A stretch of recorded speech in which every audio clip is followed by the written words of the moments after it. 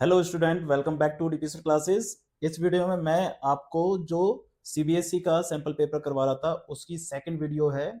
ये sample paper आपका 25-26 के लिए वैलिड है। ये आपके प्री बोर्ड में भी वैलिड है और जो फैब में एग्जाम होंगे उसके लिए भी वैलिड है। ठीक है, इसका जो पहला पार्ट था जिसमें हमने आपको सेक्शन ए कंप्लीट करवा दिया था, जिसमें एमसीक्यू थे सारे के सारे, तो वो मैंने करवा दिया था फर्स्ट वीडियो में। ठीक है, आप सबसे पहले उस वीडियो को जरूर देखें, देन फिर आज की वीडियो को देखें। इस वीडियो में हम करवाने वाले हैं आपको सेक्शन बी, जो कि हैं 2 मार्क्स के क्वेश्चन। ठीक है, तो चलिए स्टार्ट करते हैं क्वेश्चन नंबर 1 के साथ।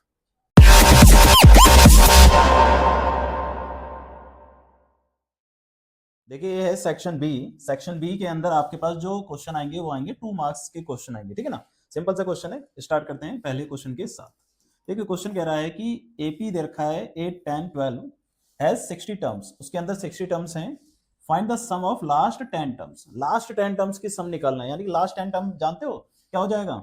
51 से लेकर 60 तक के जो टर्म्स हैं उसका क्या निकालना है? सम निकालना है। इस क्वेश्चन को करने के लिए क्या करना होता है, पहले आपको ना क्या है कि देखो, जैसे कि 1 से लेकर 60 तक की टर्म्स हैं आपके पास और आपको निकालना है 51 से। तो क्या करोगे कि पहले आप इस पूरे को निकालोगे 60 तक का, है ना। तो पहले क्या निकालोगे? S60। ठीक है, क्या निकालोगे? S60। फिर उसमें से माइनस कर दोगे इतना इतना इतना माइनस कर दोगे, यानी कि 50 तक के माइनस कर देंगे। तो S50 तक का क्या कर देंगे? उसमें से माइनस कर देंगे। बात समझ आ रही है? तो पहले क्या निकालना है आपको? S60 निकालना है, मतलब सम ऑफ 60 टर्म्स निकालना है और फिर उसमें से माइनस कर देंगे सम ऑफ 50 टर्म्स। ठीक है, तो सम ऑफ 60 टर्म्स का फॉर्मूला क्या होगा? n/2 2a plus n-1 into D. Formula तो यही रहेगा। ठीक है, ऐसे इसके लिए भी हो जाएगा minus n/2 2a plus n-1 into D, इस तरीके से। अब इसके लिए n हो जाएगा 60 और a हो जाएगा आपके पास कितना? a तो इसमें 8 ही है, प्लस इधर n हो जाएगा 60 और 60 में से -1 कर देते हैं सीधा सीधा, तो ये आ जाएगा आपका 59 मल्टीप्लाई बाय डी कितना है इसमें? देखो 2, डी कितना है? 2। ठीक है, माइनस n कितना है अब दूसरे वाले में? 50, 50/2 और ये हो जाएगा 2a। a क्या है आपके पास? 8। ठीक है, प्लस अब 50 में से 1 माइनस हो जाएगा 49 और d आपके पास है 2। बस मेरी इस तरीके से सिंपल।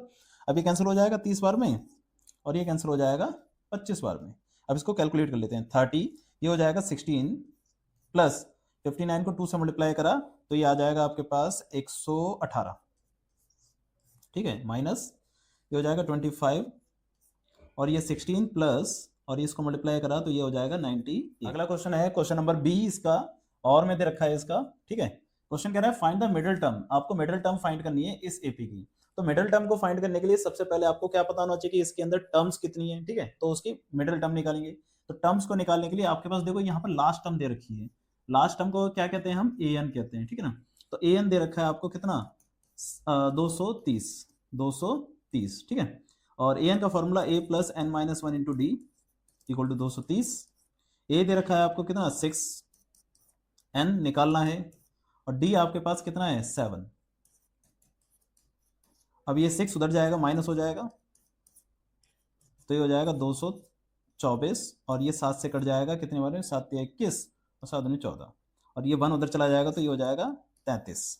तो इसका मतलब इसके अंदर जो टर्म्स आ रही हैं आपके पास वो कितनी आ रही हैं? 33 टर्म्स आ रही हैं क्वेश्चन के अंदर। ठीक है, अब 33 टर्म्स का जो मिडिल टर्म होगा वो होगा 17। क्या होगा? 17 मिडिल टर्म हो जाएगा। क्यों? क्योंकि देखो 17 से इधर भी 16 होंगी और 17 से इधर भी 16 होंगी, तो 16 16 32 और एक ये कितना हो जाएगा? 33। तो 33 टर्म का जो मिडिल टर्म होगा वो हो जाएगा आपका 17। तो क्वेश्चन के अनुसार आपको A17 फाइंड कर देनी है। तो A17 A प्लस 16D, ए आपके पास है 6 और डी है 7, तो 16 सत्ते 112, तो ये प्लस हो जाएगा 118। तो इस तरीके से आपके पास A17 आ जाएगी। ठीक है, क्वेश्चन में कुछ नहीं था, बस ध्यान रखना कि मिडिल टर्म कैसे निकालनी है। मिडिल टर्म के लिए पहले आपको क्या निकालना पड़ेगा? n निकालना पड़ेगा। ठीक है, अगला क्वेश्चन करते हैं।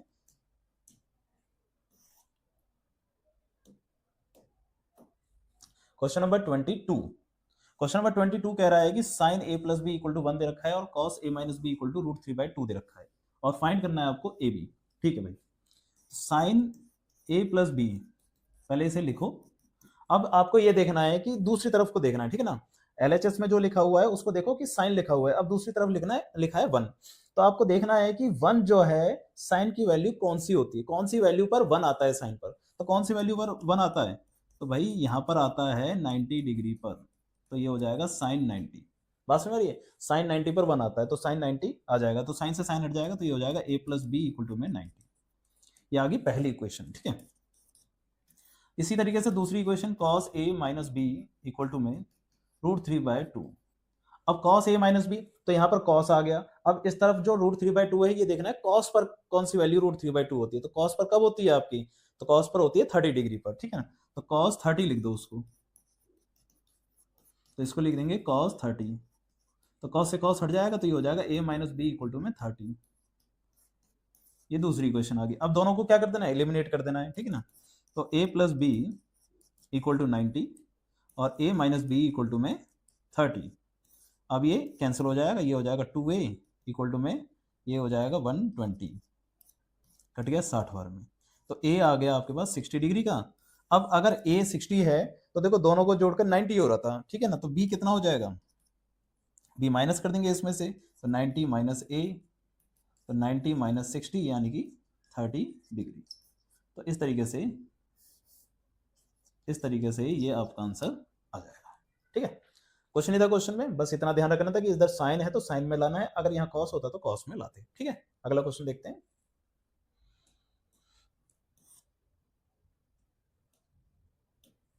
Question number 23। क्वेश्चन नंबर 23 ये कह रहा है कि if AP and DQ are the median. AP और DQ क्या है, मीडियन है। मीडियन क्या होते हैं, जो किसी भी ट्राइंगल को दो भागों में डिवाइड करते हैं और बराबर भागों में डिवाइड करते हैं, ठीक है ना। तो ABC की जो मीडियन है वो AP है और DEF की मीडियन है DQ। तो बना देते हैं ट्राइंगल ABC और DEF। ABC की मीडियन है AP, तो A से जा रही होगी AP, और ये DQ, ठीक है।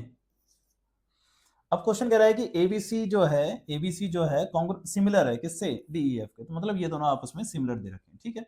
सिमिलर की कंडीशन में होता क्या है कि सारी साइड बराबर दे रखी होती है और सारे एंगल बराबर होते हैं। All sides are proportionate and all angles are equal. सारी साइड्स बराबर होती हैं और सारी साइड्स का प्रोपोर्शन बराबर होता है और सारे जो एंगल्स होते हैं वो बराबर होते हैं कब, सिमिलर में। तो आपको ध्यान रखना है कि ये सारे एंगल आपके बराबर हैं, ठीक है। अब आपको प्रूफ क्या करना है, AB अपॉन में DE equal to AP upon में DQ, ठीक है। अब देखो ये AB अपॉन में DE, तो AB ये रहा, DE ये रहा, और फिर DE अपॉन में AP अपॉन में DQ। AP कहां पर है, AP ये साइड है, ये मीडियन, ठीक है, और DQ ये मीडियन है। तो इसका मतलब आपको बस इतने एरिया को क्या करना है, दोबारा से सिमिलर करना है, ठीक है। इतने एरिया को दोबारा से सिमिलर करना है। अब इसको सिमिलर करने के लिए आपको क्या करना है, देखो सबसे पहले ध्यान रखना है, हमने अभी बताया ये दोनों सिमिलर हैं। सिमिलर की कंडीशन में BC जो है वो EF के क्या होगी, प्रोपोर्शनेट होगी, ठीक है। BC और EF का प्रोपोर्शन क्या होगा, बराबर होगा, ये हम जानते हैं, ठीक है। तो हम कह सकते हैं कि AB जो है, AB ये है, और DE, चलो इधर ही लिख देता हूं, AB अपॉन में DE इक्वल होगा किसके, BC और EF के, BC और EF के, ठीक है। अब BC का हाफ करोगे तो ये मीडियन है, हमारा मीडियन है, तो BC का हाफ करोगे तो BP बचेगा आपके पास, ठीक है। अब हम इसमें दोनों में हाफ लगा देते हैं, दोनों में हाफ लगा देते हैं, ठीक है। अब दोनों में हाफ लगाएंगे तो ये तो सेम रहेगा, ये BC का हाफ क्या हो जाएगा, BP हो जाएगा, और EF का हाफ हो जाएगा EQ, ठीक है। तो ये आ गया पहला प्रोपोर्शन आ गया इस वाले ट्राइंगल के अंदर, कि इन दोनों का जो रेशियो है वो प्रोपोर्शन है वो बराबर आ गया, किस ट्राइंगल के अंदर, in triangle ABP and triangle DEQ के अंदर। बात समझ रही है। अब ये प्रोपोर्शन बराबर हो गया। अब ये वाला एंगल देखो, ये वाला एंगल और ये वाला एंगल B और एंगल E ये बराबर है पहले से ही, ठीक है ना, गिवन है ये हमारे लिए। तो ये सेकंड हो गया हमारे पास। अब दो साइड और एक एंगल हो गया, तो ये किससे हो गया, SA S से क्या हो गया, सिमिलर हो गया। बात समझ आ रही है, एस से क्या हो गया, सिमिलर हो गया। अब सिमिलर की कंडीशन में होता क्या था, सिमिलर की कंडीशन में ये होता था कि इसका और इसका रेशियो ए बी अपॉन में डी ई का रेशियो इक्वल होगा किसके, बीपी और ई क्यू के रेशियो के। ठीक है, ये पहले से ही मतलब जब सिमिलर हो गया तो वो प्रोपोर्शन भी क्या हो जाएंगे, बराबर हो जाएंगे। बट हमें लाना क्या था, तो डी डी को नीचे लाना था, तो डी नीचे है और यहाँ पर एपी चाहिए था हमें। अच्छा, तो एपी ले लो, कोई टेंशन नहीं, क्योंकि तीनों साइड का प्रोपोर्शन बराबर है ना, तो एपी अपॉन में डी क्यू का भी प्रोपोर्शन क्या हो जाएगा, इसमें बराबर हो जाएगा। तो इसको और इसको ले लो, तो ए बी अपॉन में डीई एपी अपॉन में डी क्यू के क्या हो जाएगा, इक्वल हो जाएगा। ये प्रूव्ड हो गया हमारा। बात समझ रही है, क्योंकि हमने इस वाले ट्रायंगल को और इस वाले ट्रायंगल को कॉन्ग्रुएंट कर दिया, तो सारी साइड्स का प्रोपोर्शन क्या हो जाता है, बराबर हो जाता है। अब क्वेश्चन में इसको और इसको पूछा गया है, तो हमने इन दोनों को दिखा दिया। बात समझ रही है, तो क्वेश्चन में ज्यादा कुछ टफ नहीं था, पहले से जो गिवन था उसको ध्यान रखना है, और फिर जो हमें मतलब कॉन्ग्रुएंट सिमिलर करना है, उसको सिमिलर करने के बाद जो लाना है उसको थोड़ा सा ध्यान रखना है कि लाना क्या है। ठीक है, अगला क्वेश्चन देखते हैं, क्वेश्चन नंबर 24।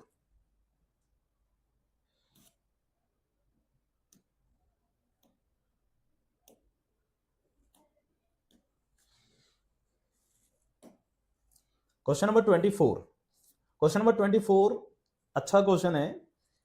क्वेश्चन कह रहा है कि हॉर्स, काउ और goat tied with 14 metre rope at one मतलब at a corner of triangular field ABC. एक ट्राइंगुलर फील्ड है जिसकी साइड्स दे रखी हैं आपको 35, 40 और 50। एक ट्राइंगुलर फील्ड है, 35, 40 और 50 मीटर की इसकी साइड दे रखी है, और हर कॉर्नर से हमने एक एक एनिमल को टाइट कर रखा है। इस तरफ हॉर्स है, इस तरफ काउ है और इस तरफ गॉट है। ठीक है, ए बी और सी हो गया। अब हर किसी की जो रेडियस है, हर किसी की रेडियस कितनी दे रखी है, बोल रहा है कि 14 मीटर लॉन्ग रोप है सबकी, तो हर किसी की रेडियस कितनी हो जाएगी, 14 मीटर। ठीक है, इसकी भी 14, 14 और ये 14। बात समझ आ रही है। अब क्वेश्चन कह रहा है फाइंड द ग्रेज एरिया, तो कितना एरिया वो ग्रेज कर रहे हैं वो निकालना। तो तीनों का जो सेक्टर होगा वो निकाल दोगे, तीनों का जो सेक्टर होगा वही क्या हो रहा होगा, ग्रेज हो रहा होगा। ठीक है, तो तीनों का सेक्टर कैसे निकालेंगे, देखो सेक्टर का फॉर्मूला होता है theta upon 360 pi R square. ये हर किसी में लग जाएगा same, theta upon 360 pi R square हर किसी में लग जाएगा। बट ध्यान क्या रखना है, हमारे पास थीटा तो दे ही नहीं रखा क्वेश्चन में, तो इसका जो थीटा है उसको थीटा 1, इसका थीटा 2 और इसका थीटा 3 एज्यूम कर लिया जाएगा। ठीक है, तो यहाँ थीटा 1 आ गया, प्लस थीटा 2 अपॉन में 360 pi R square, plus theta 3 upon में 360 पाई आर स्क्वायर। अब देखो थीटा हर चीज कॉमन है, पाई आर स्क्वायर कॉमन है, 360 कॉमन है, तो 360 और पाई आर स्क्वायर हम ले लेते हैं कॉमन। ठीक है, क्या बचा हमारे पास, थीटा 1, थीटा 2, थीटा 3। अब पाई की वैल्यू है 22/7, मल्टीप्लाई में आर कितना है हमारे पास, देखो आर है 14, तो 14 इंटू 14 अपॉन में 360 मल्टीप्लाई बाय। अब आपको यहाँ पर थोड़ा सा दिमाग लगाना है कि तीनों जो सम होते हैं, sum of all angle of triangle, तो कितने होते हैं, 180 डिग्री का होता है। तो इस पूरे की जगह पर क्या लिख सकते हैं, 180 डिग्री। बस समझ रहे, ये कट जाएगा 2 बार में, ये कट जाएगा 2 बार में, और ये कट जाएगा 2 से। ठीक है, अब 22 को 14 से मल्टीप्लाई करेंगे, तो 22 को 14 से मल्टीप्लाई करेंगे 280 और 28, तो 308 सेंटीमीटर स्क्वायर आंसर आ जाएगा। समझ में आ रहा है, तो इस तरीके से ये क्वेश्चन होगा, थोड़ा सा टफ था बट बढ़िया क्वेश्चन था। ठीक है, इसको कर लेना आप। अगला क्वेश्चन देखते हैं, क्वेश्चन नंबर 25।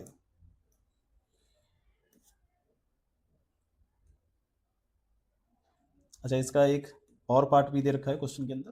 ठीक है, और पार्ट है find the area of major segment.